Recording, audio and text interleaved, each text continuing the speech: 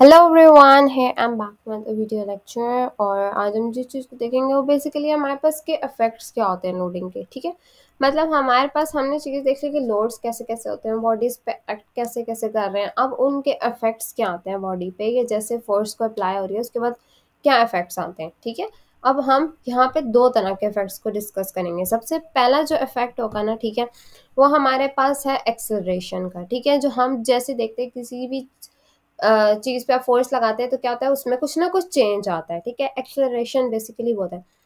लेकिन दूसरा जो हम देखते हैं चीज़ वो आती है डिफॉर्मेशन की। जब हम बॉडी में डिस्कस करते हैं ना तो हमारे पे डिफॉर्मेशन एक बहुत मेजर कॉन्सेप्ट आता है। ठीक है, डिफॉर्मेशन का ये आता है कि बेसिकली चेंज जो होता है ना किसी की शेप, किसी भी चीज़ की शेप में, ठीक है, वो बेसिकली कहलाता है हमारे पास क्या, हमारे पास कहलाता है डिफॉर्मेशन, या हम ये कहते हैं कि इफेक्ट क्या है हमारे पास लोडिंग का। ठीक है, सेकेंड। अच्छा, आगे उन्होंने अब हमें एक एग्जांपल से डिस्क्राइब किया है। When a diver applies force to the end of the spring board the board both accelerate and deforms. ठीक है, हमें ये चीज़ पता है। जैसे मतलब अगर एक डाइवर है आपके पास, ठीक है, और आप जब उसको देखोगे ना वो जंप करने से पहले क्या होता है कि वो जैसे जंप करता है ना, जिस स्प्रिंग बोर्ड से जैसे उसने एक धम से जंप किया तो क्या होता है कि स्प्रिंग बोर्ड की अपनी पोजीशन क्या होती है, चेंज होती है। ठीक है, एक बार क्या होता है कि अप से अप एंड डाउन जो उसकी मूवमेंट आ रही होती है ना, ठीक है, एक तो वो अपनी चेंज करता है शेप को, ठीक है, और दूसरा वो अपनी पोजीशन को। ठीक है, मतलब वो अपनी जिस स्पेसिफिक पोजीशन पे था उसको चेंज करेगा, एक्सेलरेट करेगा।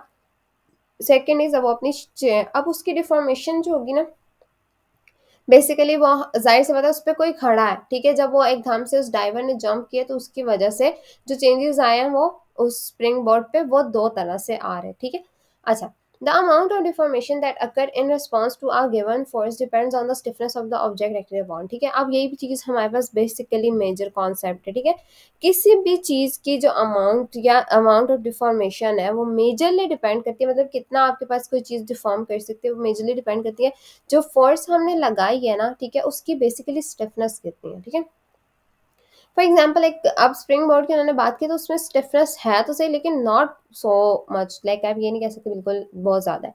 लेकिन अगर किसी भी चीज़ की स्टिफनेस, फॉर एग्जाम्पल मैं बोन की एग्जाम्पल लेती हूँ, अगर बोन के ऊपर कोई फोर्स ऐसी अप्लाई हो जाती है जो उसको इस हद तक फोर्स दे देती है कि वो ब्रेक हो जाती है। ठीक है, तो उस ब्रेकेज के बाद की जो डिफॉर्मेशन होती है बहुत ज़्यादा होती है। ठीक है, वो अपनी जगह से बिल्कुल डिस्टर्ब हो जाती है, फिर वो जुड़ेगी भी तो उसकी डिफरेंट डिफॉर्मिटीज़ भी लोगों को कॉज होती हैं। जाहिर सी बात है, हमें ये चीज़ पता है कि कुछ लोगों की बोन स्पेसिफिकली उस जगह से नहीं जुड़ती, डिफरेंट डिफॉर्मिटीज़ हो जाती हैं, कुछ की टेढ़ी जुड़ जाती है, डिफरेंट तरह से कंडीशंस होती है। ठीक है, लेकिन मेजरली उन्होंने थोड़ी सी आपको ये कॉन्सेप्ट दिया तो मैंने आपको एक एग्जाम्पल से समझाया।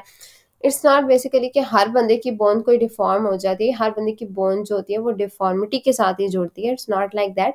ये एक बेसिक एग्जांपल से समझाने की कोशिश की। ठीक है, मतलब किसी चीज़ की स्टिफनेस बहुत ज़्यादा ना उतनी ज़्यादा उसमें डिफॉर्मेशन होगी। ठीक है, मतलब अगर उसकी स्टिफनेस बहुत एक अच्छा वाला स्टिफ हमारे पास क्या है, हमारे हमारी बॉडी का पार्ट है। ठीक है, तो अगर जो स्टिफ चीज़ होती है ना बेसिकली वो जुड़ती भी बहुत बुरे तरीके से। ठीक है, मतलब अगर वो जुड़ तो गई है, ठीक है, अगर आप गलत जुड़ गए तो इट्स सो कॉम्प्लिकेटेड, वो कंडीशन बहुत ख़राब हो जाती है। ठीक है, तो हम लोग हमेशा कोशिश करते हैं कि उसको अपनी जगह पे रख के ही उसका भी नॉर्मल प्रोसेस को, या जो नॉर्मल उसके हीलिंग प्रोसेस है वो उस तरह से ही परफॉर्म हो।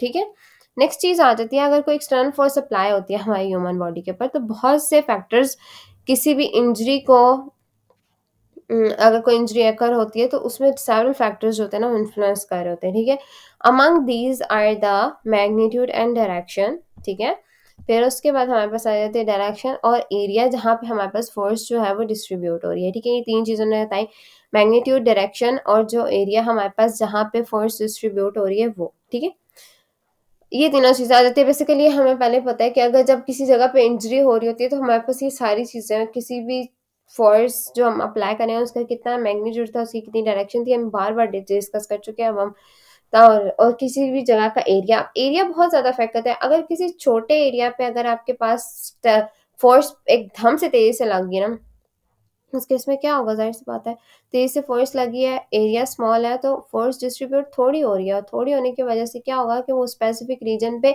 एक बहुत बहुत सडनली हमारे पास फोर्स अप्लाई करेगा, जिसकी वजह से उस पार्ट पे इंजरी ज़्यादा स्वेयर होगी, ठीक है। ये हमारे पास बेसिकली कॉन्सेप्ट है। Also important how are material properties of the loaded body tissues, ठीक है। हमारे पास ये इंपॉर्टेंट होता है कि कितनी मटीरियल प्रॉपर्टीज हैं किसी भी लोडेड बॉडी टिश्यूज की, ठीक है। बेसिकली अब जो हमारे पास नेक्स्ट चीज़ है ना, वो ये बता रही है कि जो रिलेशनशिप है ना हमारे पास अमाउंट ऑफ फोर्स अप्लाई किसी स्ट्रक्चर पे हुआ है और जो स्ट्रक्चर का रिस्पॉन्ड है, वो इन्होंने ना हमारे पास एक लोड डिफॉर्मेशन कर्व के थ्रू बताया है, ठीक है। लोड डिफॉर्मेशन कर्व शायद आप लोगों ने पहले सुने हो, अगर नहीं सुने तो ठीक है, उसको हम डिस्कस कर लेते हैं। लोड डिफॉर्मेशन कर्व जो होती है ना, वो बेसिकली आपको बार बार रिपीट होगी, ठीक है। तो आपने इसको अच्छे से समझ लेना है, क्योंकि ये हर काफ़ी सब्जेक्ट्स में ना मल्टीपल ऑफ टाइम्स ये आपके पास सामने आएगी, ठीक है। तो आपके पास जो लोड डिफॉर्मेशन कर्व है ना, वो कुछ आपको इस तरह से नजर आएगी, ठीक है। सबसे पहले ये हमारे पास क्या है, लोड, ठीक है। हमने क्या ले लिया, वाई एक्सिस पे लोड, एक्स एक्सिस पे हमने क्या ले लिया, डिफॉर्मेशन, ठीक है। अब जो हमारे पास स्टार्टिंग पॉइंट होता है ना, बेसिकली हमारे पास किसी भी स्ट्रक्चर पर अगर आप लोड अप्लाई करते हो ना, तो हमारे पास ये वाला जो रीजन होता है ना, ये, ठीक है, यहाँ से हमारा स्टार्टिंग पॉइंट होता है कि इलास्टिक रीजन है। यहाँ पे अभी बॉडी में इलास्टिसिटी होती है, स्ट्रक्चर में इलास्टिसिटी मेजरली हम जो यहाँ पे डिस्कस कर रहे हैं ना, अगर हम किसी चीज की एग्जांपल लेते हैं, मसल की लेंगे, ठीक है।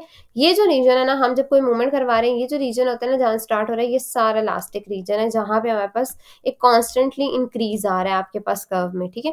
अब क्या हुआ कि जो इलास्टिक रीजन था ना, वो जाके एक ऐसा पॉइंट आता है जहां जिस पॉइंट को हम कहते हैं कि यील्ड पॉइंट है, ठीक है। यहाँ ये यील्ड पॉइंट एक ऐसा पॉइंट होता है जहां पे इलास्टिक रीजन खत्म हो जाता है, प्लास्टिक रीजन का मतलब ये है कि इसके बाद अगर फर्दर इंक्रीज करते जाएंगे और वो कांस्टेंट एक लोड जो होगा वो कांस्टेंट हो जाएगा, ठीक है। उसके बाद जितना मर्जी आप लोड लगा लें, वो उस जो उसकी स्पेसिफिक उसका जो पार्ट था ना बॉडी का, वो उसी तरह मसल बस इतना ही स्टिफ हो सकता था, ठीक है।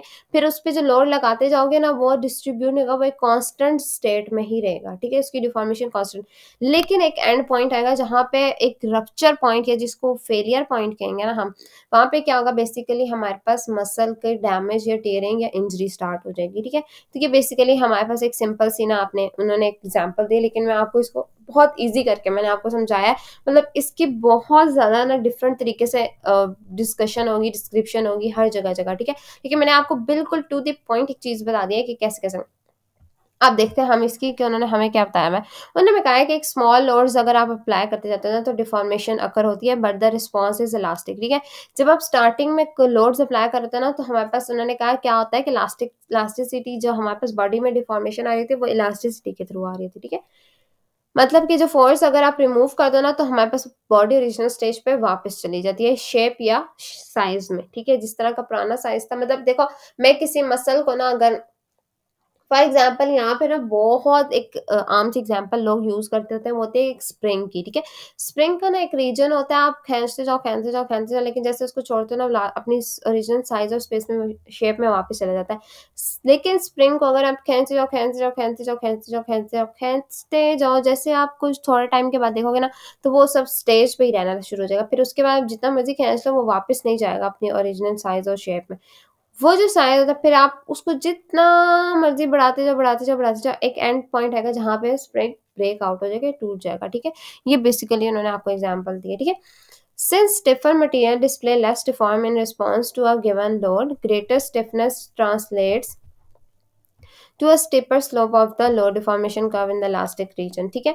बेसिकली उन्होंने हमें कहा है कि अगर तो हमारे पास कोई मटेरियल स्टिफर है ना, तो उसकी डिफॉर्मेशन कम होती है, ठीक है। रिस्पॉन्स उसका कम आएगा अगर आप लोड लगा रहे हो, ठीक है। लेकिन अगर ग्रेटर स्टिफनेस आ रही है ना, तो हमारे पास स्लोप जो होगा ना, वो बेसिकली स्टीपर होगा, मतलब ज्यादा जो होगी हमारे पास स्टिप हमें फील होगी, ठीक है।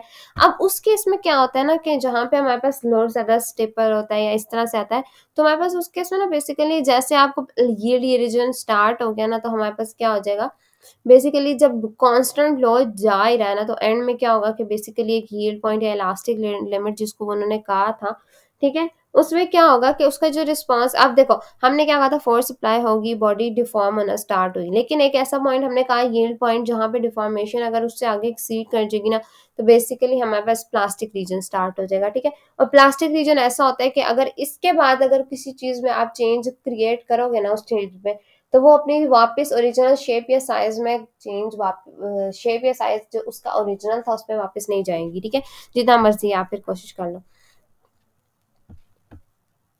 अब उन्होंने कहा डिफॉर्मेशन अगर एक्सीड कर जाती है ना हमारे पास एक अल्टीमेट फेलियर पॉइंट जो उन्होंने बताया है, तो हमारे पास बेसिकली फेलियर हो जाता है किसी स्ट्रक्चर का, ठीक है। इसी तरह हमारे पास उन्होंने क्या कहा, रप्चरिंग हो जाती है सॉफ्ट टिश्यूज, जिसमें उन्होंने मसल्स वगैरह डिस्कस किया, और दूसरा हमारे पास फ्रैक्चर हो जाता है बोन का। अब सॉफ्ट टिश्यूज में ना मसल्स बेसिकली के साथ साथ लिगामेंट्स बहुत ज्यादा होते हैं, क्योंकि लिगामेंट्स का टीयर बहुत ज्यादा होता है, तो ये सारा कॉन्सेप्ट लिगामेंट्स में भी बहुत ज्यादा होता है। लेकिन आपने इस चीज को कॉन्सेप्ट रखना है कि बेसिकली अगर आप स्प्रिंग के एग्जाम्पल लो और उसके एक्सपेरिमेंट खुद करोगे तो आपको ये लो डिफॉर्मेशन कब समझने में मसला नहीं होता, ठीक है। अच्छा, हाँ सॉरी, अगर ये स्टीपर स्लोप का किसी ने पता तो बेसिकली ये इसी की बात कर रहे हैं, इस चीज़ की, ठीक है। मतलब ये जो स्लोप हमारे पास इस तरह की कर्व स्ट्रेट जा रही है ना ऊपर की तरफ, एक ड्रास्टिक इंक्रीज आ रहा है, ठीक है, इलास्टिक रीजन में, तो ये बेसिकली इसी को कह रहे हैं, ठीक है। ओके, अब हमारे पास जो आ जाती है, देखो अगर हमने अभी डिस्कस किया है ना हमने लो डिफॉर्मेशन कर्व को, ठीक है, हम एक बार इस सैम्पल प्रॉब्लम को डिस्कस कर लेते हैं, फिर हम नेक्स्ट लेक्चर में ना आगे क्रॉनिक लोड और एक्यूट लोड को डिस्कस करते हैं, ठीक है। अच्छा, इस सैम्पल प्रॉब्लम में ना बेसिकली एक सिंपल सी एग्जांपल दी हुई है, how much compressive stress is present on the L1 L2 vertebral disc of the 625 newton woman, given that approximately 45% of body weight is supported by the disc A when she stands in an anatomical position and B when she stands erect holding a 222 Newton suitcase, ठीक है। Assume that the disc is oriented horizontally and that its surface area is 20 centimetre, ठीक है। अब ये उन्होंने आपको basically कुछ थोड़ी सी assumptions दिखाई है ना, तो हम इसको पहले देखते हैं कि हमारे पास, अब उन्होंने सबसे पहले आपको बताया फोर्स हमारे पास उन्होंने क्या लगाई है, ठीक है। साथ ही हमने अप्रोक्सीमेटली जो उसने बताया ना कि हमारे पास इतना बॉडी जो है वो सपोर्टेड है, अप्रोक्सीमेटली सॉरी 45% जो है ना हमारे पास बॉडी जो है वो सपोर्टेड है, तो हमने उसकी परसेंटेजेस निकाल के रख ली, ठीक है। फिर हमारे पास क्या आ गया कि एरिया जो था वो उन्होंने बताया 20 सेंटीमीटर स्क्वायर आ रहा है, ठीक है। अब हमारे पास हमने सबसे पहले स्ट्रेस का फार्मूला लगाया, स्ट्रेस का फार्मूला आपके पास ना अभी आगे डिस्कस करते हैं, ठीक है।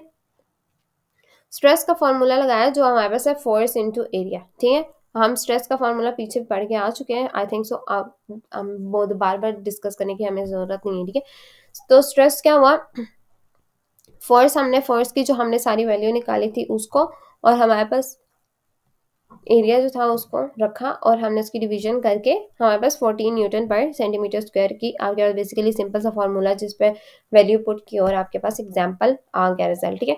सेकंड, हमने दोबारा से फोर्स के फॉर्मूले में हमने पुट की वैल्यू। अब उन्होंने पहले में जो हमें बताया ना, पहला जो कंडीशन थी बेसिकली एक एनाटॉमिकल पोजीशन थी, तो हमने उसमें एक्स्ट्रा लोड कोई ऐड नहीं किया था, लेकिन हमारे पास यहाँ पे एक और फोर्स जो ऐड हो रही थी वो हमारे पास थी 222 न्यूटन सूटकेस, जो हमारे पास न्यूटन का वेट था ना, या जो न्यूटन था हमारे पास, सॉरी जो सूटकेस था उसका जो वेट था वो बेसिकली फोर्स जो थी उस पर जो फोर्स वो अप्लाई कर रहा था सूटकेस, हमने वो ऐड कर दी, ठीक है। फिर वो ऐड करने के बाद जो हमारे पास रिजल्ट आया वो हमने सेकंड ले लिया, ठीक है। अब होप सो ये चीज़ आपको भूलेगी नहीं कि हमने क्यों ऐड की, क्योंकि हमारे पास 222 न्यूटन का सूटकेस था और उसको हमने ऐड करके बेसिकली निकाल लिया आपके पास पूरी वैल्यू।